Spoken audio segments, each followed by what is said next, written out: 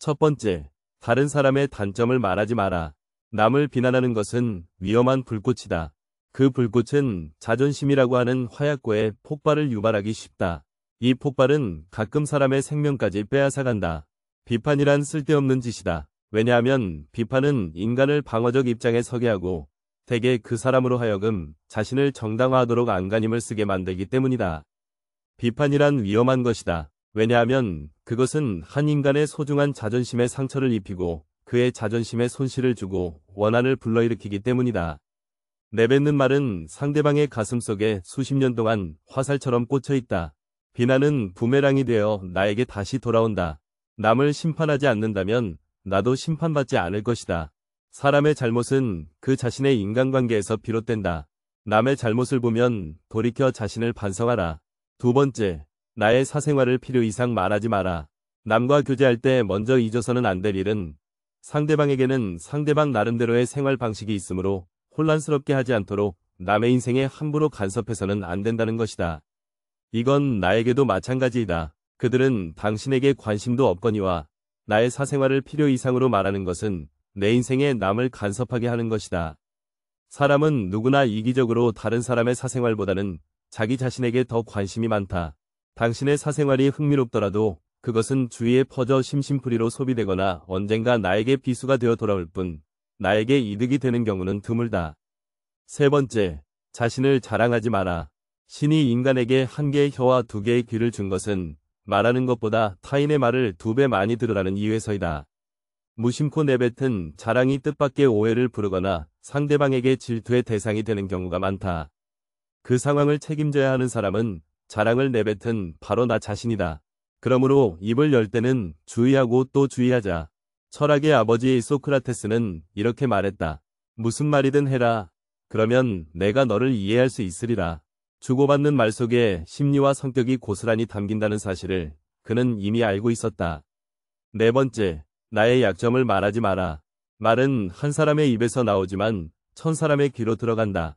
질병은 입을 쫓아 들어가고 화근은 입을 쫓아 나온다. 어쩔 수 없이 약점을 얘기해야 할 때도 결코 전부를 드러낼 필요는 없다. 들려줘도 괜찮은 말이 있고 감추는 것이 나은 이야기도 있다. 어떻게 해야 할지 판단이 서지 않을 때는 먼저 주의 깊게 다른 사람들을 지켜보면서 때를 기다려라. 사람들을 관찰하며 한 번 더 생각하면 공개해도 좋을지 비밀로 해야 할지가 분명해지기 마련이다. 다섯 번째, 당신의 돈에 대한 이야기는 하지 마라. 세상에서 돈보다 더 사람의 사기를 꺾는 것은 없다. 아무리 친한 친구더라도 돈에 대한 근심은 있을 것이다. 그러니 돈 얘기는 꺼내지 말라. 듣는 사람은 기가 죽고 말한 사람도 자칫하면 그 친구까지도 잃게 될 수 있다. 사람을 상처 입히는 것이 3가지 있다. 빈번한 말다툼, 텅 빈 지갑. 그 중에서 텅 빈 지갑이 가장 크게 사람을 상처 입힌다. 여섯 번째, 당신의 목표에 대해 말하지 마라. 다른 사람에게 당신의 목표를 얘기한다면 좋은 결과로 돌아오는 일은 극히 드물다.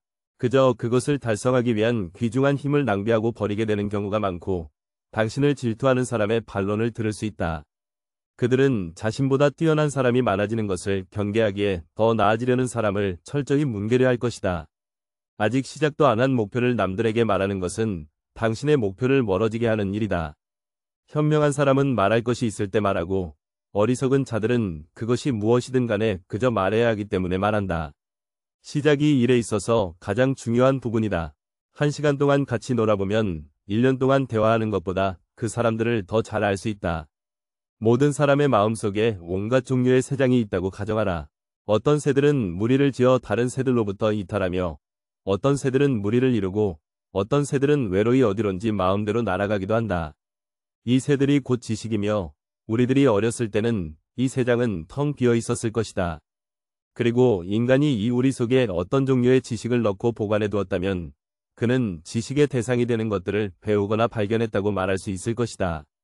이것이 곧 아는 것이다. 육체에서 비롯되는 쾌락의 상태가 줄어들면 들수록 그만큼 대화의 즐거움과 매력은 커지는 것이다. 우리는 우리의 육체에 속박받고 있다. 우리의 영혼이 육체의 악에 물들어 있는 한 결코 만족이란 없다.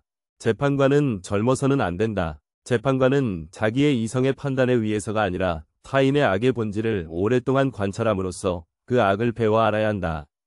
지식이라는 것은 그의 안내역이 되어야 하며 개인적인 체험이 되어서는 안 된다. 착한 사람들이 일반 문제를 무관심하게 대한 형벌은 악한 사람들의 지배를 당하는 것이다. 사람을 시험해 보려면 모든 재산을 박탈하고 부당하게 대해보라. 재산을 박탈당한 것은 참지만 부당한 대우는 참지 못하는 사람이라면 가까이 두고 잘 대해 주도록 하라. 부당한 대우는 참지만 재산을 박탈당한 것에 불만을 사귀지 못하는 사람이라면 멀리하거나 피하도록 하라. 의무적으로 갖는 운동은 몸에 해가 되지 않는다.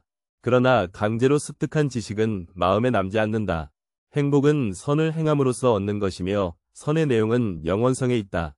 그렇기 때문에 우리가 영원히 지닐 수 없는 것에 마음이 이끌려서는 안 된다. 마음을 행복하게 할 수 있는 자만이 비로소 행복을 얻는다. 사람은 다른 사람에게 어떤 행동을 하였느냐에 따라 그의 행복이 결정된다. 남에게 행복하게 해주려 했다면 그만큼 자신에게도 행복스럽다. 마음이 현실을 만들어낸다. 우리는 마음을 바꿈으로써 현실을 바꿀 수 있다. 자기 자식에게 맛있는 것을 사주고 그가 좋아하는 것을 보는 것은 부모의 기쁨이다. 이는 형제간, 친구간, 이웃간, 나아가 낯선 사람 사이에도 공통되는 이치이다. 남에게 관대하였으면 내 마음이 넉넉해지지만 만일 인색하였으면 그만큼 내 마음도 좁아진다. 남을 때린 자는 밤잠을 이루지 못하는 법이다. 남에게 친절하고 관대한 것이 내 마음의 평화를 유지하는 길이다. 남을 행복하게 해줄 수 있는 사람이 또한 행복해진다. 덕은 건강이다. 덕은 아름다움이다. 덕은 영혼의 좋은 존재 양식이다. 거기에 반해서 악덕은 병이다. 악덕은 추함이다. 악덕은 영혼의 나쁜 존재 양식이다. 사람은 흙과 같다. 사람은 다른 사람에게 영향을 공급하고 사람으로 성장하도록 도울 수도 있고 성장을 방해할 수도 있고 실신시키고 죽게 만들 수도 있기 때문이다. 자기에게 이긴다는 것은 승리 중에 최고의 것이다. 자기 자신을 이기는 것이야말로 최대의 승리이다. 또한 자제는 최고의 승리이다. 최대의 승리는 자신을 정복하는 것, 자기 자신에게 정복당하는 건 수치이다. 정의는 자기에게 어울리는 것을 갖고 자기에게 어울리도록 행동하는 것이다. 정의란 각기 자기가 할 일을 다하고 타인을 방해하거나 간섭하지 않는 것이다. 정의와 무관한 모든 지식은 지혜가 아니라 쓸모있는 지식이다. 교육이 한 인간을 양성하기 시작할 때 방향이 훗날 그의 삶을 결정할 것이다.